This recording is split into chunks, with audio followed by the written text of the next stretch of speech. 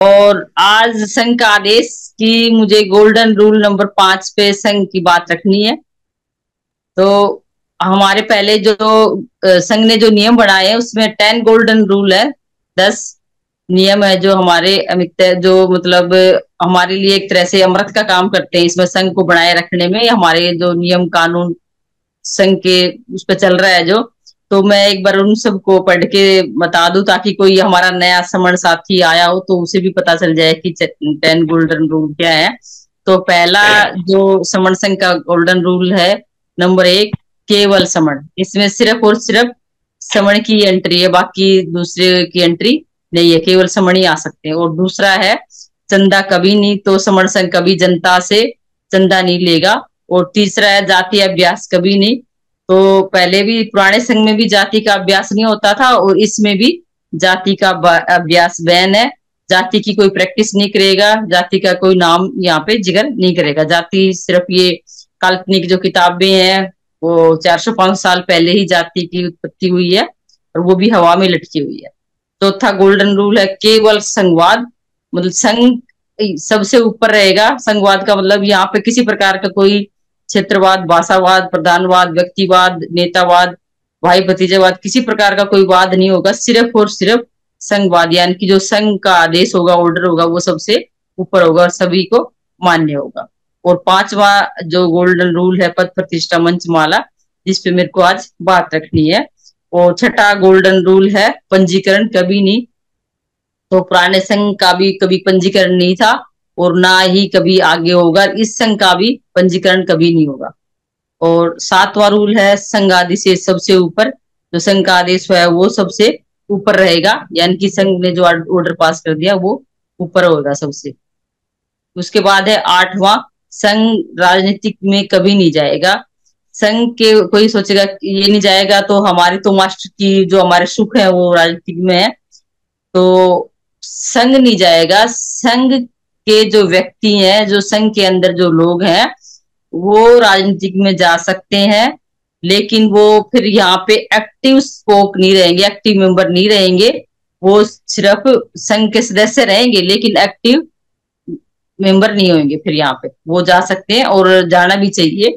और नौवां रूल है कि संघ घातक की वापसी संघ में कभी नहीं, यानी कि जो संघ को घात पहुंचाएगा, जो तोड़ने की कोशिश करेगा या संघ को जो मतलब टुकड़े में बांटेगा, तो ऐसे या बंदे की संघ में दोबारा वापसी नहीं ली जाएगी। ये भी पुराना है, हमारे सारे के सारे जो ये नियम है ये पुराने संघ से ही लिए गए हैं। और 10वां इसका एक जो नियम है वो है कि उपरोक्त, यानी कि जो ऊपर लिखे हुए हैं 9 विनय है, ये संघ का आधार है, ये बेस है। मतलब जो ये 9 नियम लिखे हुए हमारे संघ के आधार है, ये ना कभी बदले जाएंगे, ना कभी खत्म किए जाएंगे और ना ही कभी अमान्य किए जाएंगे। यानी कि ये सारे के सारे हमारे अमान्य मतलब मान्य है सारे के सारे, ये जितने भी ऊपर रूल बताए गए हैं।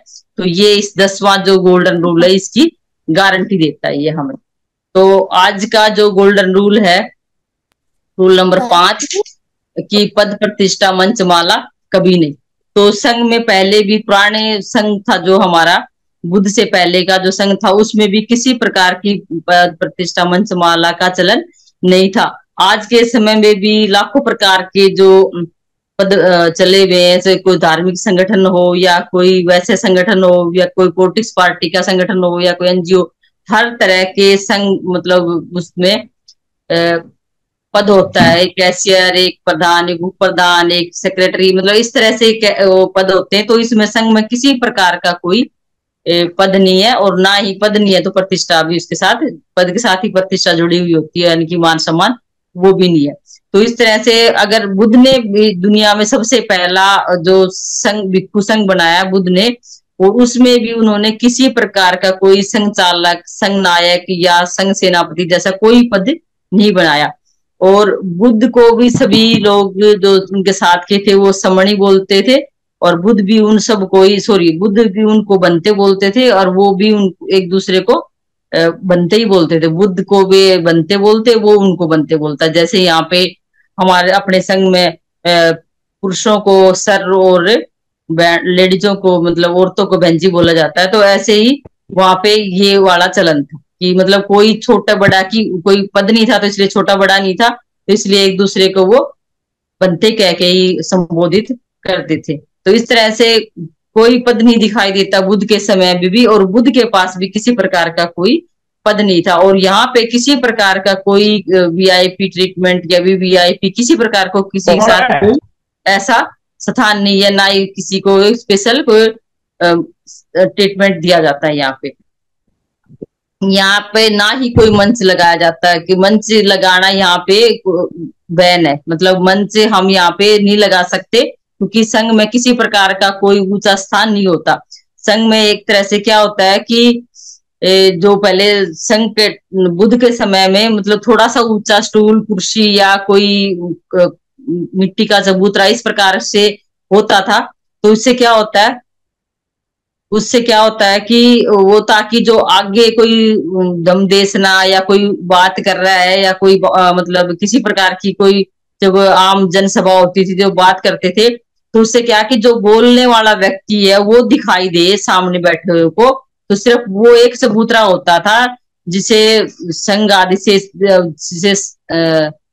संघ सिंहासन बोलते थे, यानी कि संघ का सिंहासन। लेकिन उसके बाद जो सम्राट अशोक हुआ, तो अशोक के जो 4 शेर दिखाते हैं ना, तो उसको उन संघ का जो सिंहासन था उसको उन्होंने सिंहासन यानी कि शेर का जो आसन था, सिंहासन था, वो बना दिया। जबकि आज तक हमें किसी को सिर पे बैठे हुए नहीं देखा, ना ही कोई बैठता है। तो ये एक तरह का हमारा यहाँ पे मंच लगाना या सिंहासन का वो उल्टा कर दिया उन्होंने, यहाँ पे ये भी चीज बैन है। और लोगों में इससे क्या होता है कि जब हम ऐसे मंच बनाते हैं, सिंहासन लगाते हैं, तो उसमें लोगों में ऊंच नीच की भेदभाव होता है, ऊंच नीच की जो भावना है वो उत्पन्न होती है। जो मंच पे बैठा है वो अपने आप को श्रेष्ठ समझता है, ऊंचा मानता है, और जो सामने बैठे दर्शक या जनता जो होती है, वो अपने आप में उसके अंदर खुद ही हीन भावना आ जाती है। ये अपने आप को वो सोचते कि ये जो बैठा है मंच पे ये विशेष है, और जो हम सामने बैठे वो हम मतलब हमारे अंदर कुछ वही ऑटोमेटिक ही उनके अंदर हीन भावना इसलिए आ जाती है कि वो कोई विशेष पर्सन है और हम विशेष नहीं है। तो इस प्रकार के संघ में ये सब चीजें नहीं है।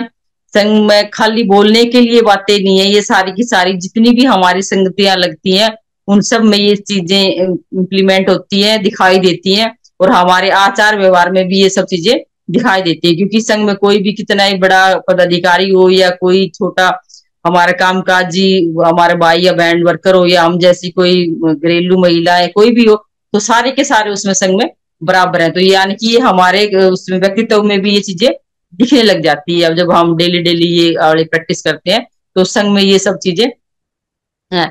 तो इस तरह से अगर हमें कहीं पे भी कहीं मंच लगाने की जरूरत पड़ती है या कहीं पे कोई ऐसा लगता है कि कहीं संगति होनी है, और वहां पे अगर हमें किसी सभी या तो नीचे बैठते हैं, अगर कहीं किसी को कोई प्रॉब्लम है जैसे हड्डियों की या कोई बैठने की या मतलब वो ऐसा कोई शारीरिक प्रॉब्लम है, तो वो ऊंचे स्थान पे या कुर्सी कर्सी पे बैठ सकता है। लेकिन बाकी अगर सब नीचे बैठे हैं तो नीचे, अगर कहीं कुर्सी की व्यवस्था है तो वहां पे सब कुर्सियों में बैठे, ताकि एक दूसरे में हम हीन भावना उत्पन्न हमारे अंदर ना हो। और अगर हमारे ज्यादा ही कहीं हमें जैसे हमारे पास ज्यादा बड़ा प्रोग्राम रखते हैं हम या कहीं ऑडिटोरियम करते हैं, तो वहां पे भी किसी प्रकार का कोई मंच नहीं लगता, वहां पे भी मंच से निषेध है। वहां आगे खड़ा होके हम या कुर्सी रख के दो उस पर बैठ के बात कर सकते हैं। तो वो भी हमारे लिए ऐसा विशेष स्पेशल नहीं है, यानी कि मंच का कोई किसी प्रकार का यहाँ पे चलन नहीं है। उसके बाद आते हैं कि मंच प्रतिष्ठा मंच के बाद आती माला। माला हमारे यहाँ का चलन नहीं है, हमारे संघ का चलन नहीं है, सॉरी।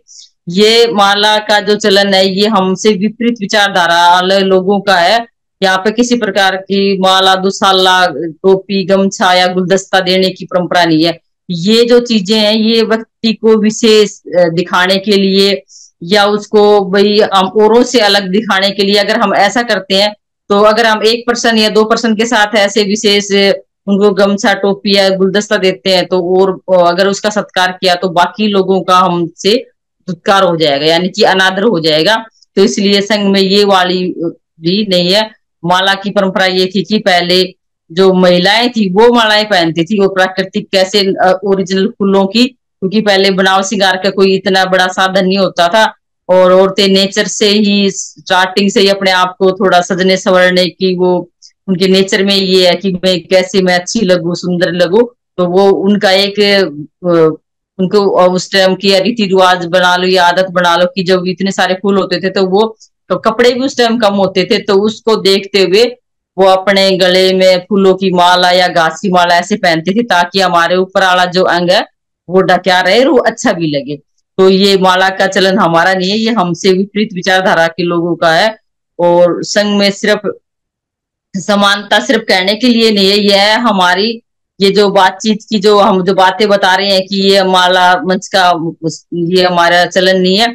तो इसमें हमें ये जो बीमारियां हैं सारी की सारी, ये हमने संघ में खत्म कर दिए, इनको मतलब नकार दिया है, इनको पीछे छोड़ दिया है।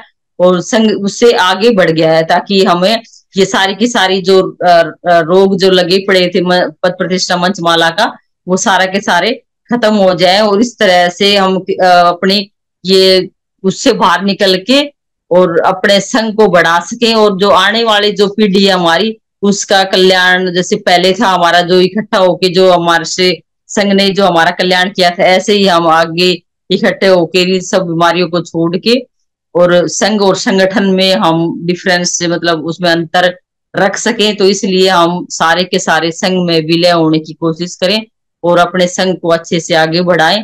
अगर मेरे वक्तव्य से में कुछ अगर मुझसे गलती हुई हो तो मैं संघ से माफी चाहूंगी। संघ मुझे माफ करे, माफ करे, माफ करे। सभी को संघ नमामि। जय भीम, जय संविधान।